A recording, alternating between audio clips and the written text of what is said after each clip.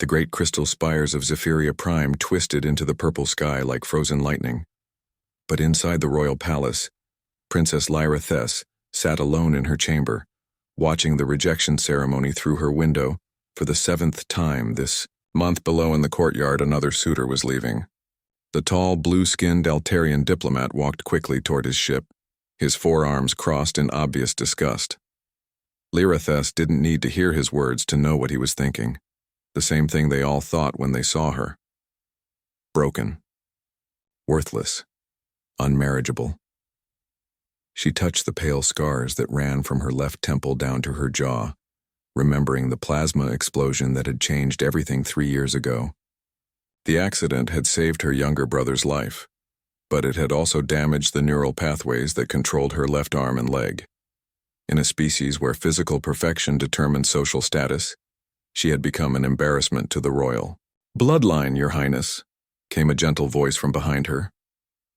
Lyra Thess turned to see Kesta, her personal aide and the only person who still treated her with genuine kindness. The elderly Zephyrian's silver skin gleamed softly in the chamber's bioluminescent lighting. Another one left, Lyra Thess said, trying to keep the bitterness from her voice. I'm starting to think Father was right. Maybe I should just accept the exile to the outer colonies. Kesta's large pearl-like eyes narrowed with concern. Your Highness, you mustn't speak that way. The right partner will come. Someone who sees your true worth. My true worth? Lyra Thess laughed. But there was no humor in it. I'm a crippled princess of a dying bloodline. My neural damage makes me incompatible with our traditional bonding ceremonies. No Zephyrian male will ever want me, and the other species. She gestured toward the window where the Altarian ship was disappearing into the stars.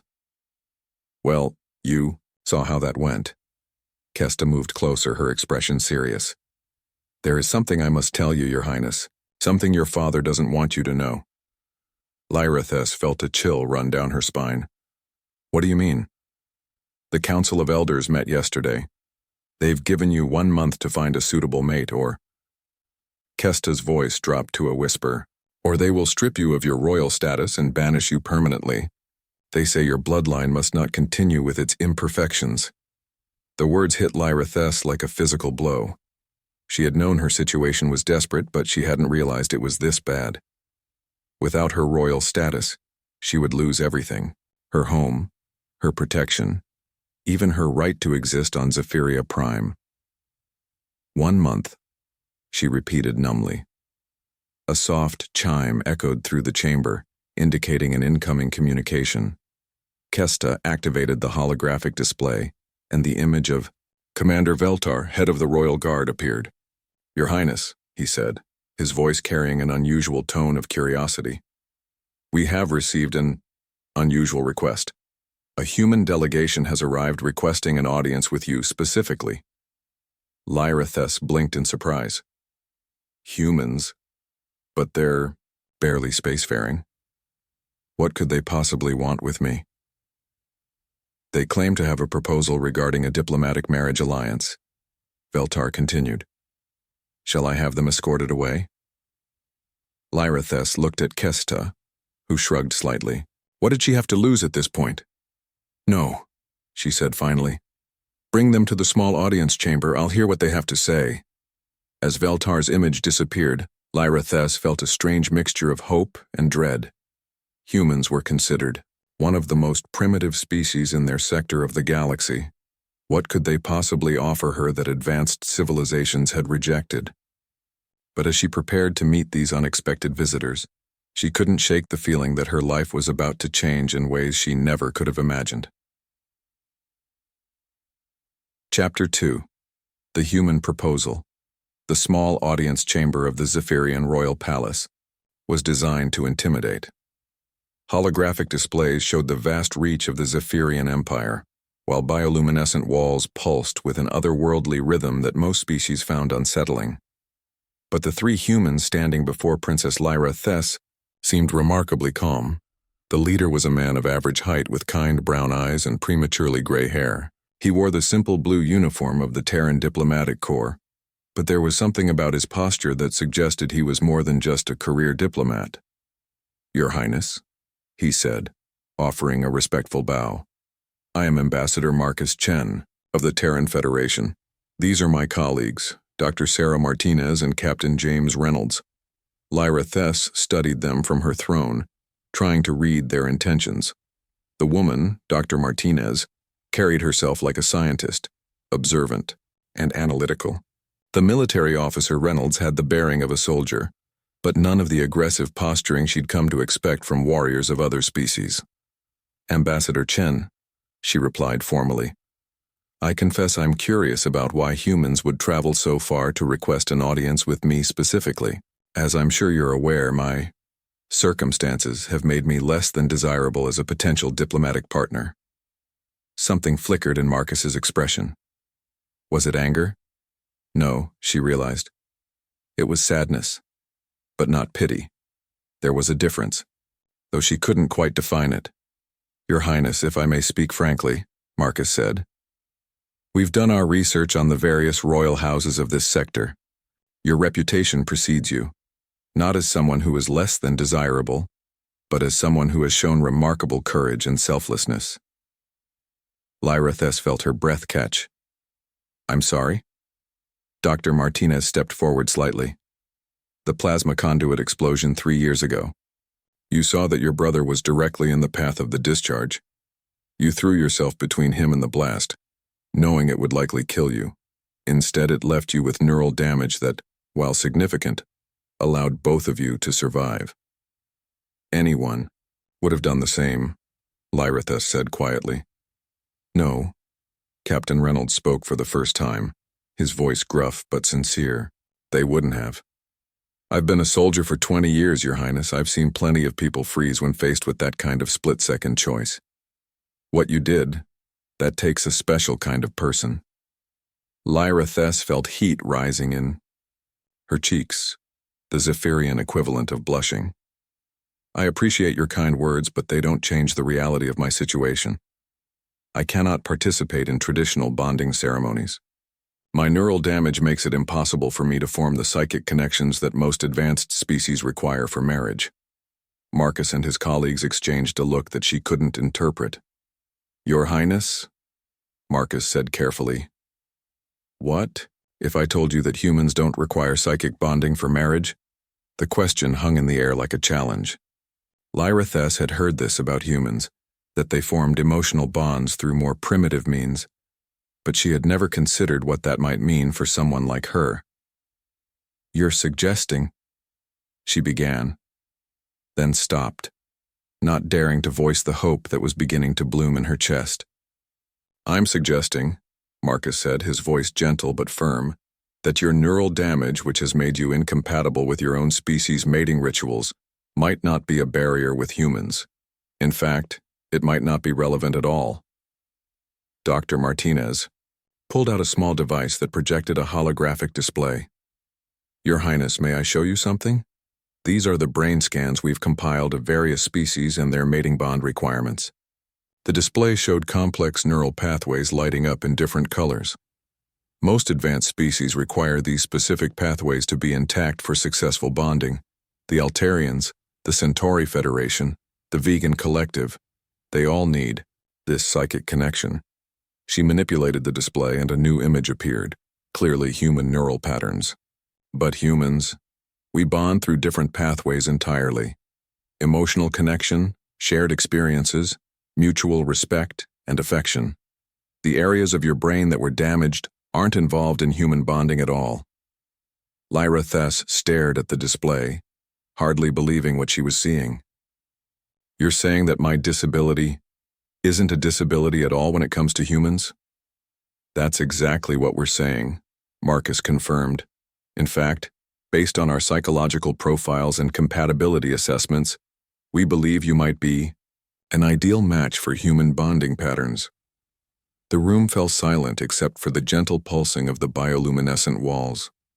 Lyra Thess felt as if the ground had shifted beneath her feet. For 3 years, she had believed herself to be fundamentally broken, unsuitable for the most basic requirement of royal life, producing an heir through a bonded marriage. But why? She asked finally. Why would humans want an alliance with me specifically? My father has 2 other children who are whole. Captain Reynolds cleared his throat. If I may, Your Highness, that's exactly why we don't want them. Your siblings are perfectly suited to Zephyrian culture. Its emphasis on physical perfection, psychic ability, and traditional power structures. They would never truly understand humanity. But you, Dr. Martinez added, you've experienced being an outsider. You understand what it's like to be judged by limitations rather than abilities. You've had to develop strength that goes beyond the physical.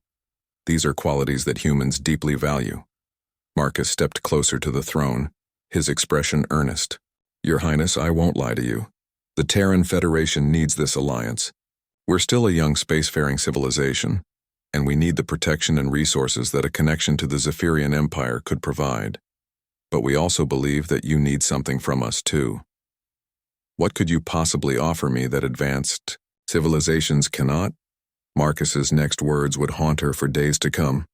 Acceptance, a chance to be valued for who you are, not dismissed for what you're not.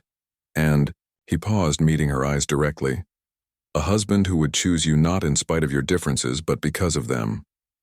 The chamber fell silent again. Lyra Thess could feel her hearts beating rapidly. Both of them, a quirk of Zephyrian physiology that humans apparently found fascinating, rather than alien. You speak of a husband, she said slowly. Who exactly are you proposing I marry? Marcus straightened, and for the first time since entering the chamber he looked nervous. Your Highness, if you would consider it, me. Chapter 3. The Choice. The Royal Gardens of Zephyria Prime were a testament to the Empire's technological mastery. Crystalline trees grew in perfect symmetry, their branches producing a soft, melodic chiming in the alien breeze. Bioluminescent flowers opened and closed in complex patterns, creating a living light show that had mesmerized visitors for centuries. But Princess Lyra Thess barely noticed the beauty around her as she walked slowly along the winding paths. Ambassador. Marcus Chen walked beside her, careful to match her uneven pace without making it obvious. It had been 3 days since his proposal, and she had requested this private meeting to discuss his unprecedented offer. I've been thinking about what you said, Lyra Thess began, pausing beside a fountain that seemed to defy gravity, its water flowing upward in spiraling patterns. About being valued for who I am, rather than dismissed for what I'm not. Marcus nodded but remained silent, allowing her to work through her thoughts. For 3 years I've been told that my neural damage makes me fundamentally unsuitable for marriage. Not just inconvenient or challenging, completely unsuitable.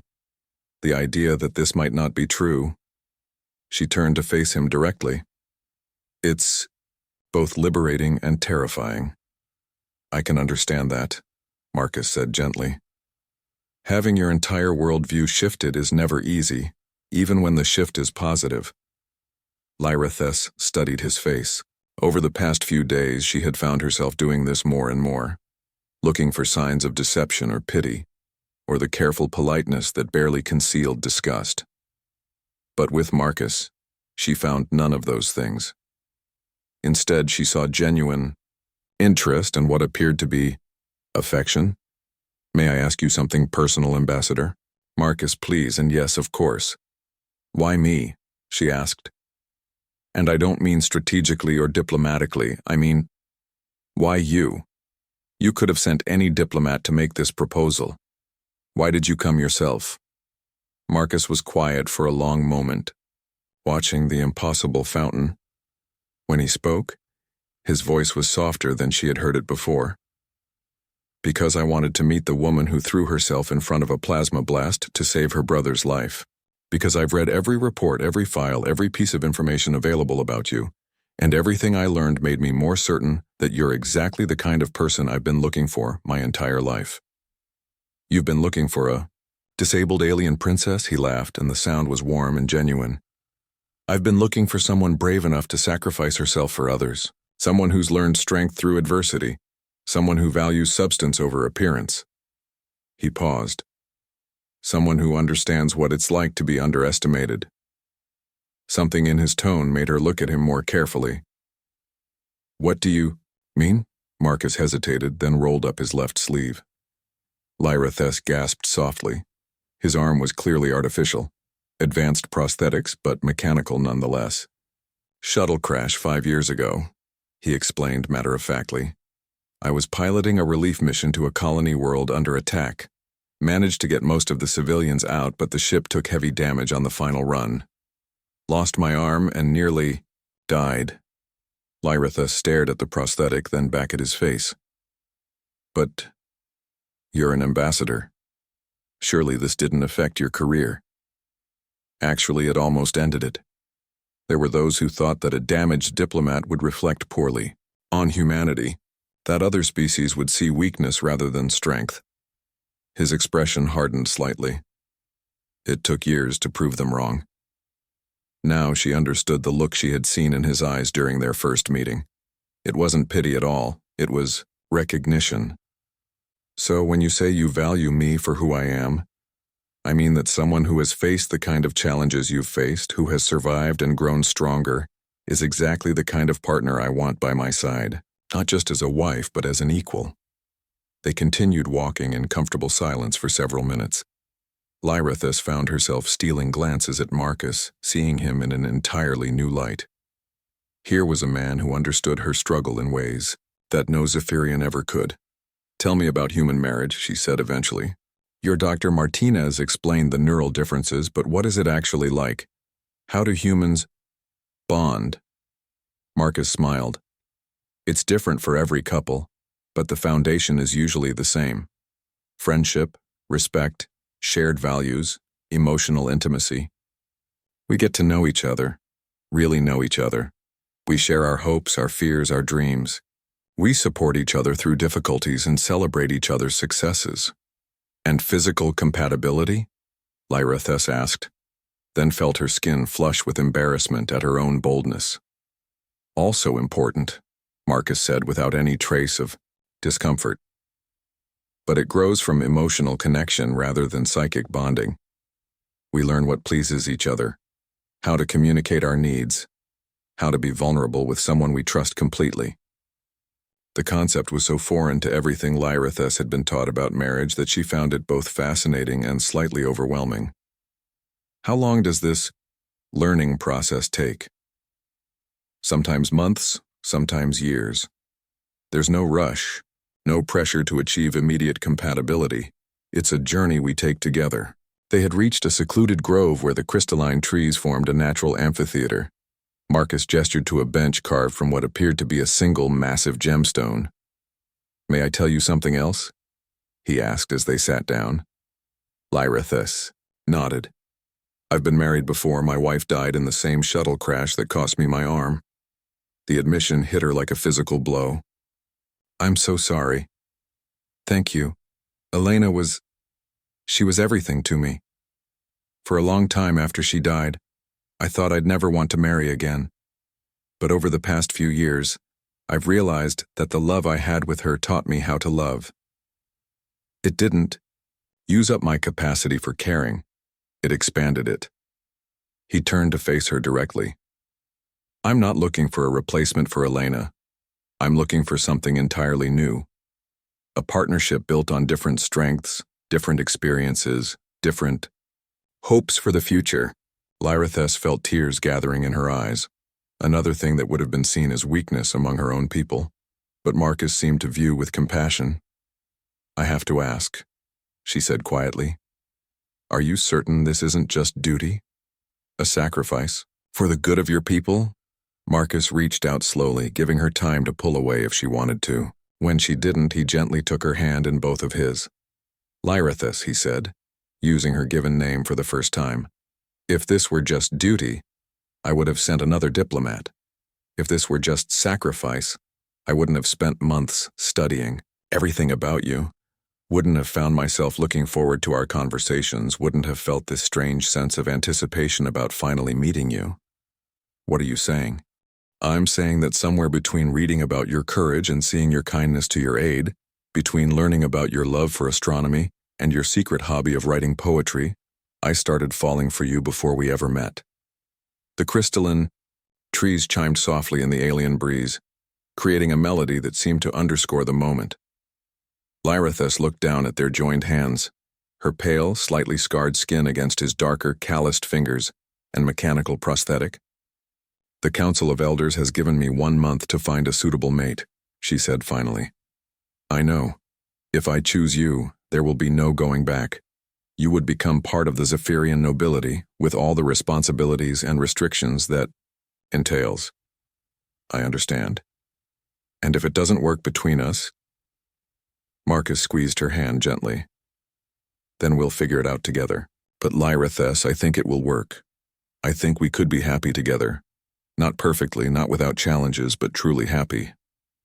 She looked up at him, searching his face one more time for any sign of deception or hidden agenda. Instead, she saw hope, determination, and something that might have been love. I need time to think, she said finally. Of course, take all the time you need. But as they walked back toward the palace together, Lyrithus realized that her decision was already made. For the first time in 3 years, someone had looked at her and seen not a broken princess but a woman worth fighting for. The question now was whether she had the courage to fight for herself. Chapter 4. The Bond, the Zephyrian Royal Council. Chamber had witnessed many historic moments over the centuries, but nothing quite like what was happening today. Princess Lyrithus stood before the assembled elders, her spine straight and her voice steady, as she made an announcement that would change the course of 2 civilizations. Honored elders, she began, her words carrying clearly through the crystalline chamber. I have made my choice regarding the marriage ultimatum you presented to me. Elder Zarthak, the most conservative member of the council, leaned forward with obvious skepticism. And what choice have you made, Princess? I choose to marry Ambassador Marcus Chen of the Terran Federation.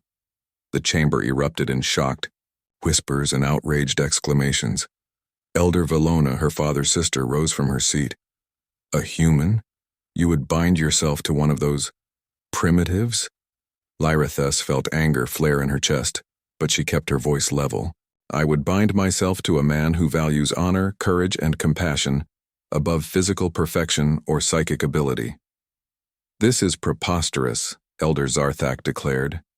Humans are barely evolved. They have no telepathic abilities, no advanced neural structures. How could such a union possibly produce viable offspring? Dr. Martinez, who had been standing quietly beside Marcus at the back of the chamber, stepped forward. If I may address the council's concerns? King Morthus, Lyrithus's father, nodded grimly. He had remained silent throughout the debate, but his expression suggested he was not pleased with his daughter's choice. Honored elders, Dr. Martinez began, activating a holographic display. While it's true that humans lack telepathic abilities, our genetic structures are surprisingly compatible with Zephyrian physiology. In fact, our preliminary studies suggest that human Zephyrian offspring would likely inherit the best traits of both species. Explain, demanded Elder Valona. Zephyrian telepathic abilities are controlled by a dominant gene sequence. Human lack of telepathy is recessive. Any children would likely be fully telepathic. However, they would also inherit human adaptability, emotional resilience, and what we call hybrid vigor, often making them stronger and more capable than either parent species alone. Elder Zarthak scoffed. Theoretical speculation. Actually, Marcus interjected, it's not entirely theoretical. There have been 3 recorded human Zephyrian unions in the past century. All produced healthy, capable children who went on to achieve significant success in their chosen fields. The chamber fell silent. This was clearly news to most of the elders. King Morthus finally spoke. Even if the genetic compatibility were proven, there remains the question of political wisdom. What advantage does an alliance with humanity provide? To the Zephyrian Empire? Captain Reynolds stepped forward. Your Majesty, if I may? At the king's nod, Reynolds activated his own display. The Terran Federation controls 17 star systems with significant strategic value. Our location provides buffer zones against 3 different hostile species that have been probing Zephyrian space for the past decade. The display showed detailed star charts highlighting the military implications. Additionally, humans have developed several technologies that could be of great value to the Empire. Our medical techniques for treating neural trauma, for instance, are the most advanced in known space. Lyra Thess felt a chill run down her spine. Neural trauma treatments. She looked at Marcus, who met her gaze with a slight nod. "Are you suggesting," she asked slowly, "that my condition could be improved?" Dr. Martinez smiled gently.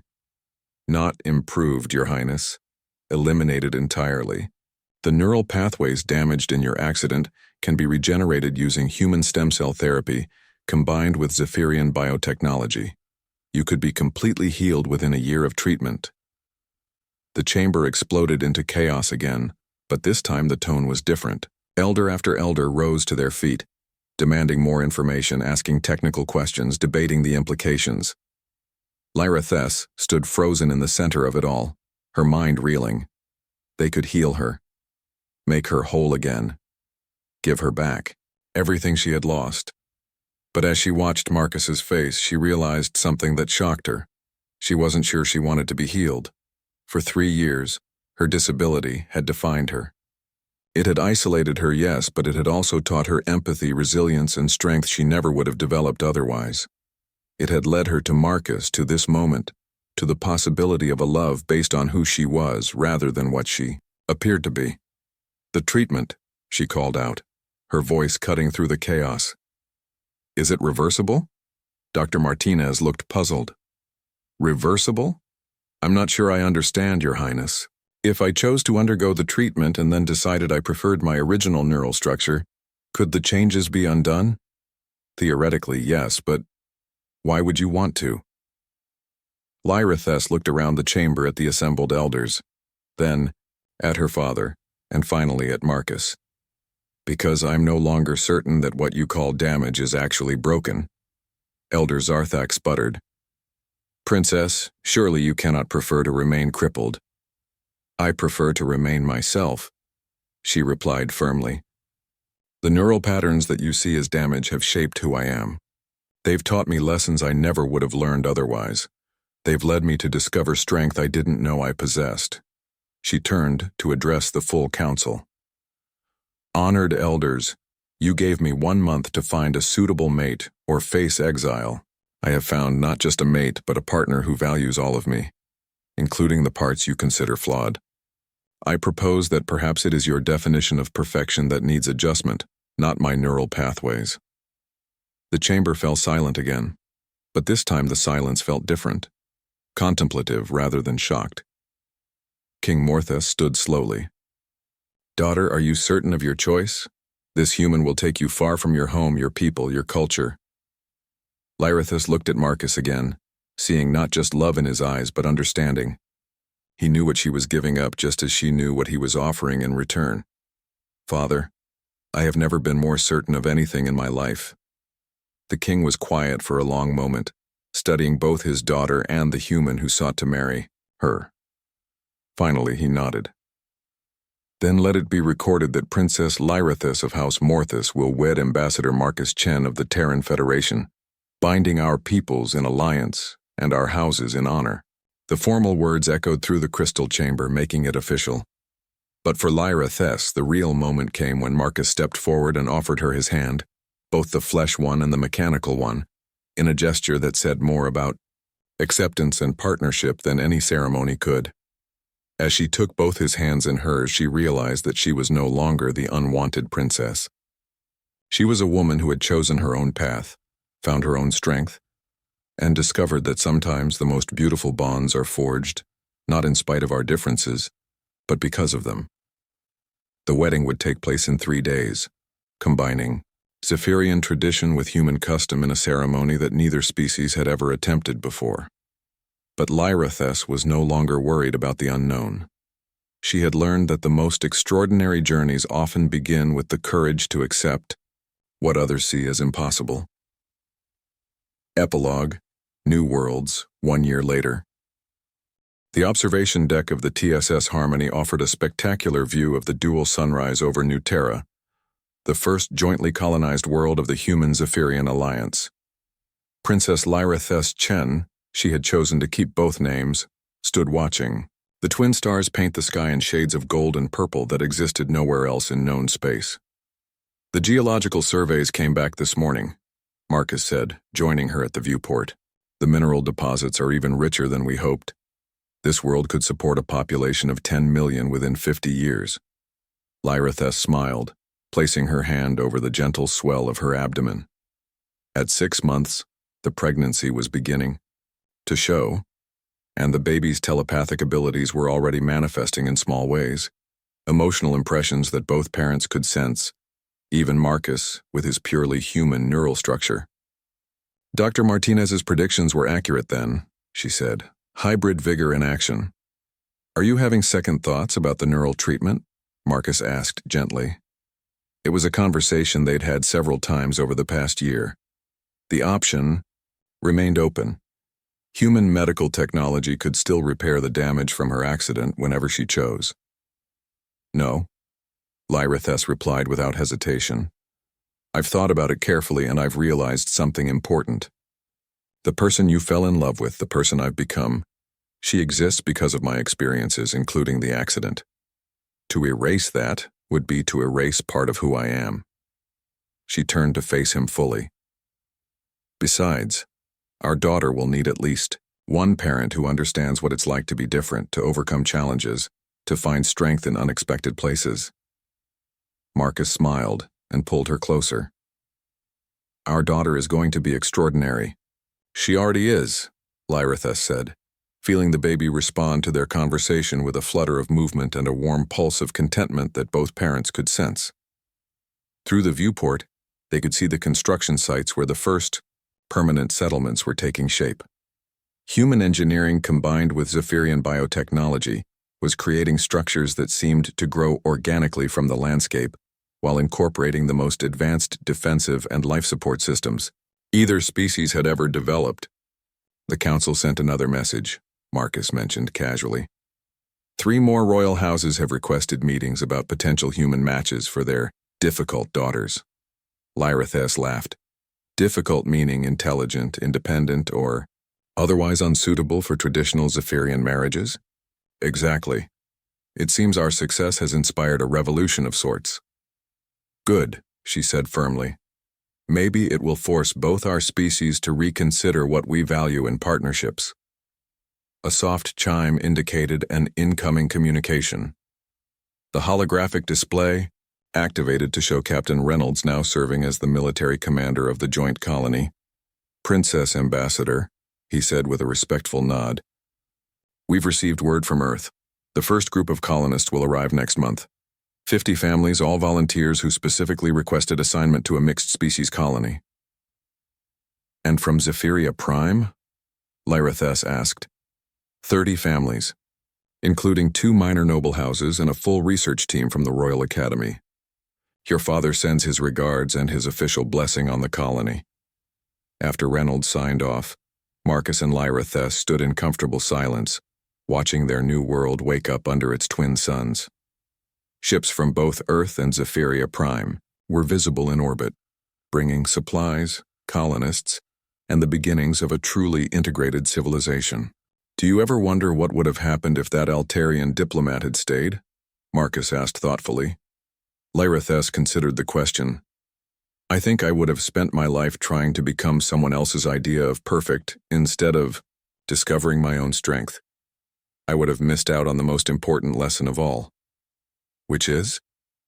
She turned to meet his eyes, seeing in them the same love and acceptance that had changed her life a year ago. That the most beautiful bonds aren't formed between perfect people. They're formed between people who are brave enough to be imperfect together. As if in response to her words, their unborn daughter sent out a pulse of pure happiness that filled both parents with warmth and hope for the future. In the distance, the twin sons of New Terra continued their eternal dance across an alien sky.